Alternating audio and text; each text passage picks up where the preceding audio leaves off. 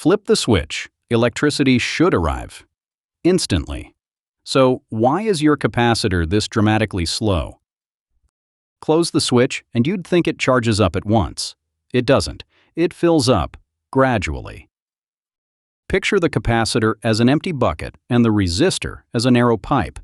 Empty bucket, big pressure, water rushes in fast. But as it fills, the pressure gap shrinks, so it slows down. The fuller it gets, the lazier it charges. That gives us the charging curve, an exponential.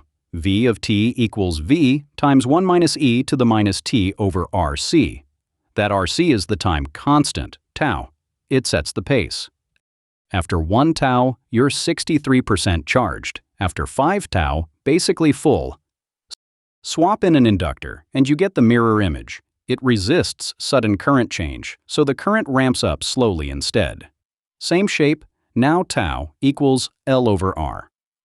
So when a circuit takes a moment to wake up, it's not broken, it's just charging. 1 tau at a time.